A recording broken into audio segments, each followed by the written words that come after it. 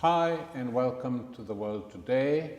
Tonight we're going to discuss Turkey, the situation there at the moment, what happened during the failed coup, who was behind the failed coup, and what has been the aftermath.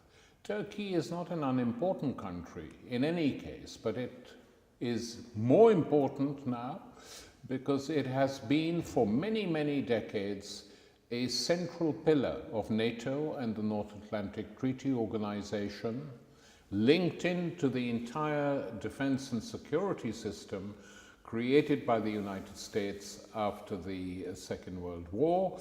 It has a history of coups d'etats, of torture, of large numbers of prisoners being killed, of the Kurdish minority being denied all their rights. The situation for the Kurdish people in Turkey was much, much worse than anywhere else in the Middle East.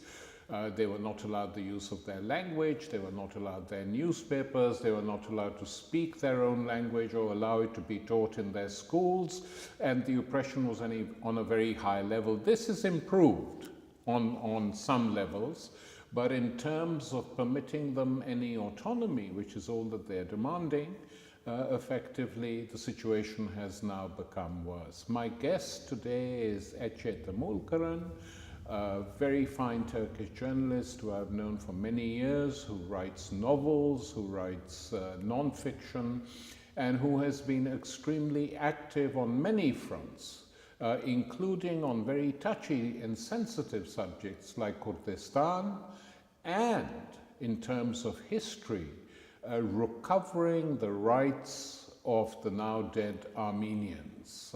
She has been very strong on that, together with a handful of other people in Turkey. Ece, welcome. Hello, Tarek. Hi, very happy to have you with us. Thank you for having me.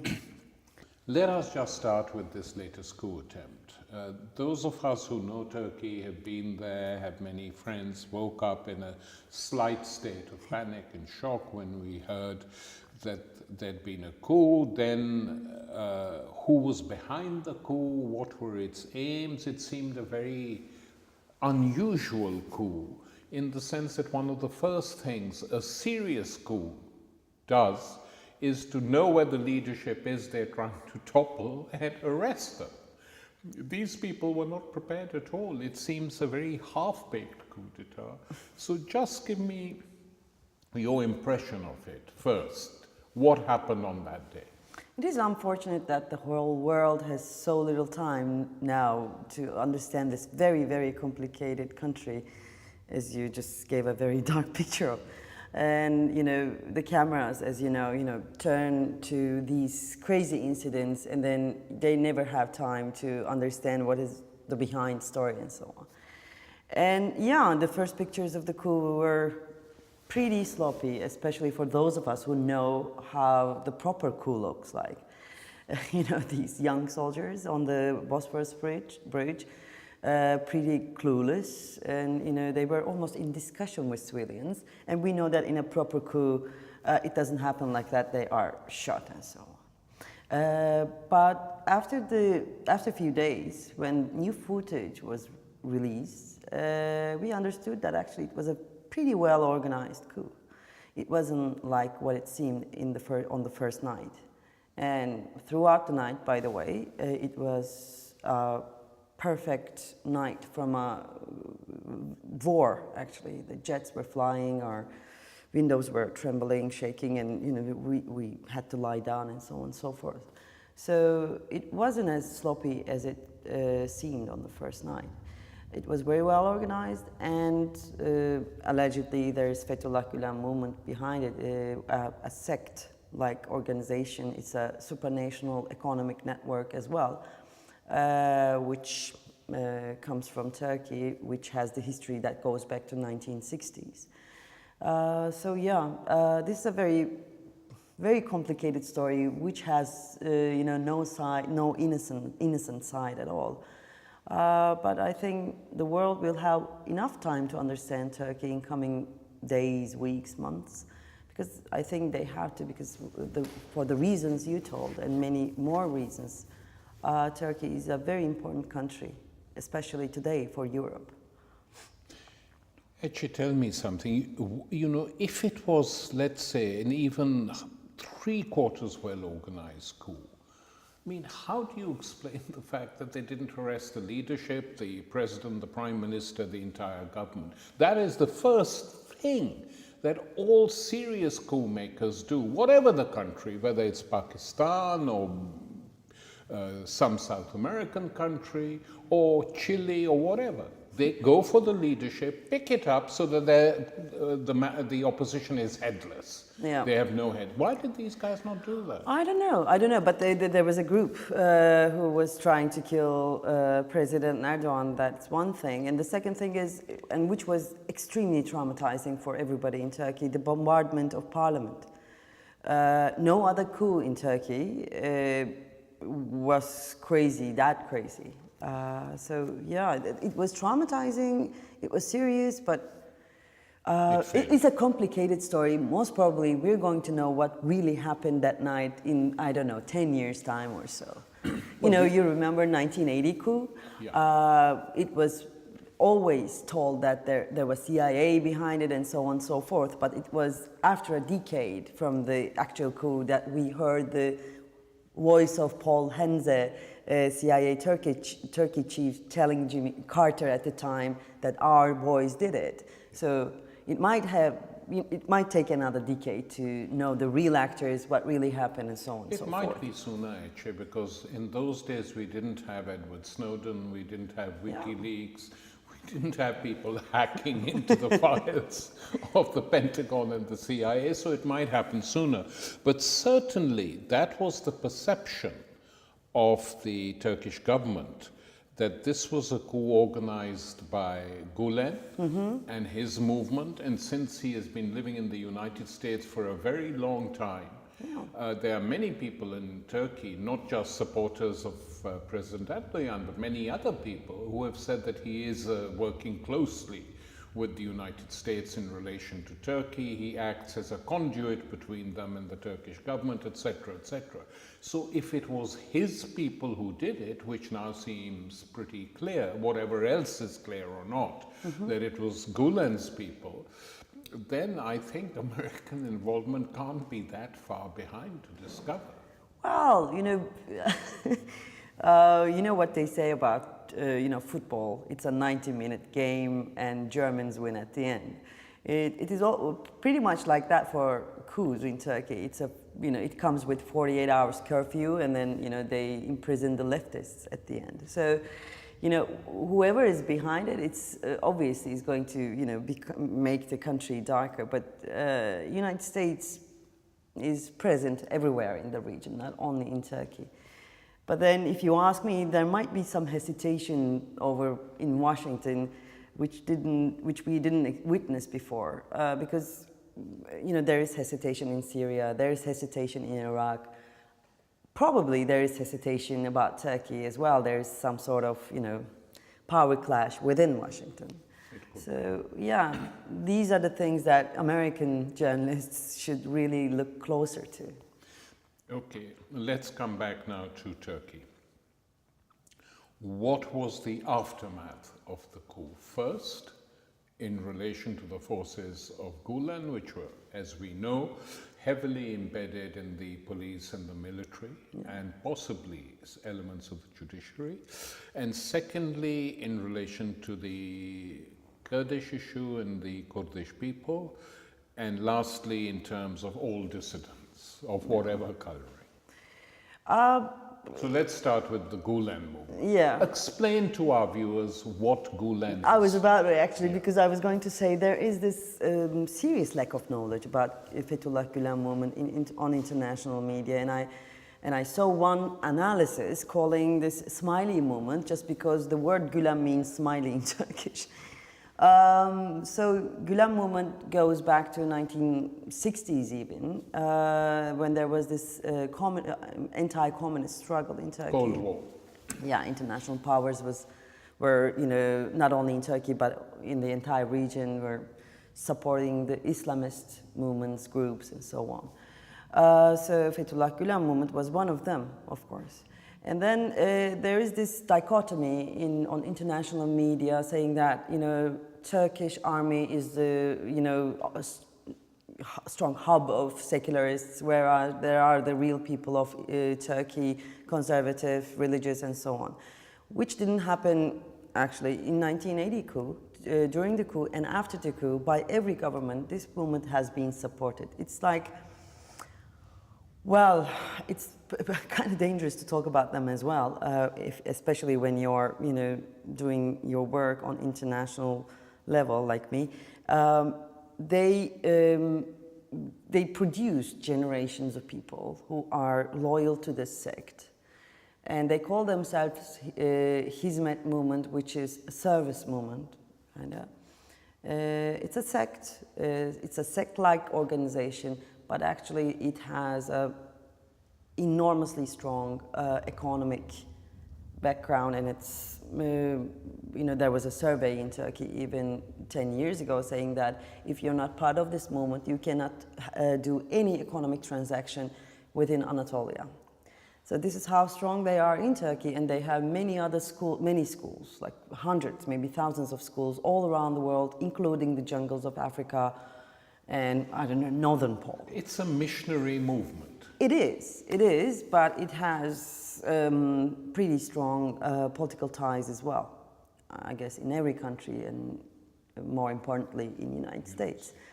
But the most important thing about this movement within the context of Turkey, they were providing the government with human resources. They have many very well educated people, and I think Fethullah Gülen movement was the reason why AKP government had this international praise for the last decade. And it was very interesting to see this shift, actually. As soon as the power struggle began within, Fethullah Gülen movement and the AKP government, the international media turned against Mr. Erdogan, the president. So yeah, this is why actually maybe one of the reasons that we are seeing all this criticism, hardcore criticism towards Mr. Erdogan, because Fethullah Gülen movement is not supporting this government anymore. And this is the aftermath of the coup was devastating for Fethullah Gülen people, because this is not a club that you have you don't have a membership card of anything. So when the turbulence began, anyone can blame each other with being a member of this organization. So it just caught on, like it was like a flame. Even Mr. Erdogan said that, let's not get into race about, blaming people of being part of this, terrorist organization, sect, whatever. So it is devastating for them, of course, but, Turkey is a country of vicious circles. Fethullah Gülen movement has been very strong in judiciary. And they were the ones who started a witch hunt 10 years ago for secular people in Turkey. They started with, imprisoning there were Gülen prosecutors, Gülen judges, and so on and so forth. And they started imprisoning the generals, and then the whole thing extended to journalists, intellectuals, anyone from all walks of life. So now it's happening to them, basically. So some people who they had persecuted and prosecuted, whether they're remaining silent or not, they must be smiling when sitting at home. It is painful to say this, but yes. Once you lose the sense of law, the age of vendettas begin. And then there is no light at the end of the tunnel when it comes to that. And it is pretty painful to see that. I am one of those who paid the price for being critical of Fethullah Gülen movement for years. Yeah. And I remember, they had this very strong newspaper, and each week there were 5 articles. For some time it was like this, and they were, calling the prosecutors to imprison me immediately. And now, by looking at this devastation they're going through, I cannot smile. think like, where were you? I told you, we told you, like people like me have told them, let's keep this, rule of law. Otherwise, we're going to be all burning in the same hellfire, which is now actually happening. Let's move now from the Gulen people to the Kurdish question in Turkish politics, which has been with us for a long, long Yeah, time. unfortunately. And, we've been defending the Kurds forever.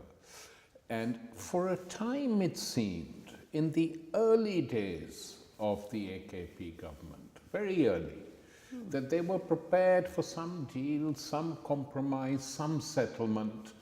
And even though Öcalan was arrested and put in prison, they were dealing with people on other levels of the leadership. Why did that break down? To start with, I was critical from the very beginning, saying that this procedure is not transparent and it's excluding all the Turkish intelligentsia, Kurdish intelligentsia even. There was the peace process was going on between PKK and the government. This is the thing. We really don't know actually how it broke and why it broke, because the process wasn't transparent at all, and it was excluding all the opposition in Turkey, and it was reducing the issue of war or peace into this, secret, fast bargain.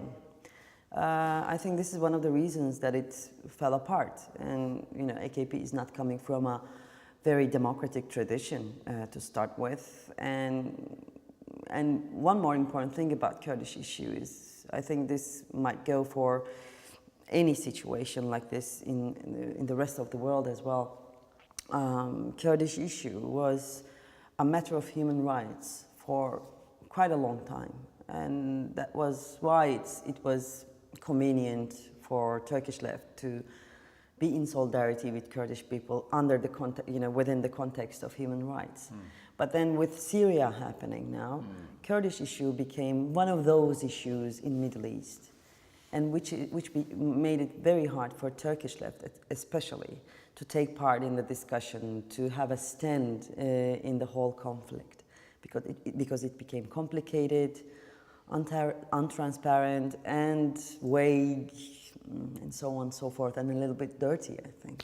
Well, it had become complicated actually during the Iraq War, as you know. As well. I remember going to speak at Diyarbakir, and the only place in the world where I was speaking to a large hall. And as I was speaking, I could sense they were not agreeing with me, which is fine. But in the question and answer period, 99% of the questions I was asked by young Kurdish intellectuals were pro-war. They supported the war in Iraq, which most of Turkey opposed, by the way, as you know. They supported it, and when I asked why, and they said, we will get Kurdish independence, the Americans have said, and look at our Iraqi Kurds, they're really progressing. So I said, yeah, but they are virtually an American-Israeli protectorate. They said, we don't care. They actually said. Yeah, this was our first, breaking point. Because I was the spokesperson, one of the spokespersons, of two spokespersons in this, anti-war coalition in Turkey. And they were angry with me as well. They were angry with me when I was criticizing the so-called peace process between AKP and PKK as well. And now they know that I'm right, but it's always, as always, it's too late. A hard lesson, leaving aside the Syrian thing, which of course I understand completely. But more importantly, from the Turkish point of view, within Turkey and the Turkish left, the HDP appeared to be a real breakthrough. Absolutely. That here we have a movement that unites Kurdish people, trade unionists of both sides, progressives, a real opposition party which surmounts the huge barrier of percentage points and gets into parliament. And that panics the AKP government as well. After Gezi protests in 2013, which was bigger than Tahrir maybe even, HDP was the only party who summoned the energy that was, gathered in Gezi uprising, let's say. And Selahattin Demirtas was a perfect leader for HDP. With his discourse, with his attitude, with his politics, he was, embracing all, the entire spectrum of left. And I think this was quite intimidating for the political power. And this is what we went through, actually. There was the election, and Demirtas seemed to be the upcoming leader for Turkish left on 7th of June. And at the end of the election, we had the outcome, which actually represented the colorfulness of Turkey in the parliament. But then, things happened, and we renewed that election on 1st of November. Yeah. And within, in between two elections, there was massive violence in Turkey. And the threatening, thing was, the main threat was Turkey is going to be an unstable country if it's not going to have one power. Like, we don't want coalition. If we're going to have coalition, this is what's going to happen in this country, like complete violence. And for some reason, on 1st of November, that violence just stopped. But before that, we saw the Ankara peace demonstration, which was attacked, brutally attacked. Yeah. And we still, obviously we all have our opinions on that as to who attacked it. Mm-hmm. But the story I heard from Turkish friends was that it was possible that it was the government turned a blind eye to attacks carried out by jihadis like ISIS people active inside Turkey. And it was not the government directly, but they knew it was going to happen. Any ideas on that? Well, Turkish press is not really, is not able to report on these things at the moment. Full stop. And it's not only about pressure on press, but also there is this zeal of New Turkey now.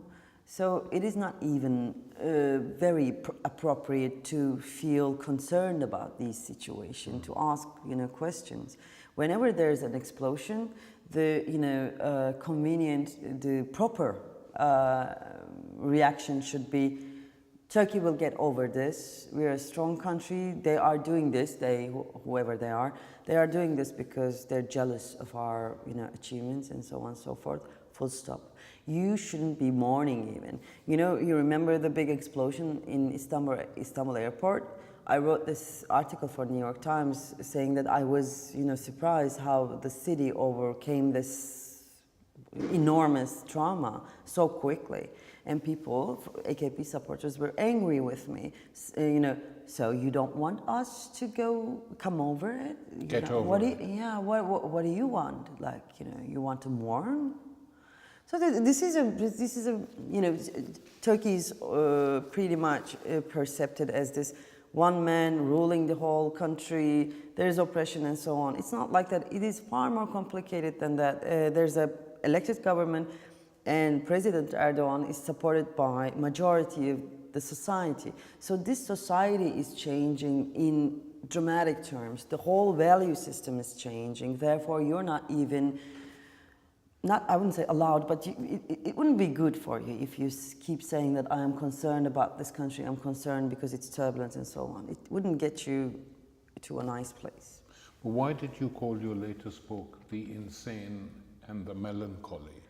It is part of a poem from one of my favorite poets, Turgut Uyar. And there are two lines in one of his poems I think describes Turkey quite nicely.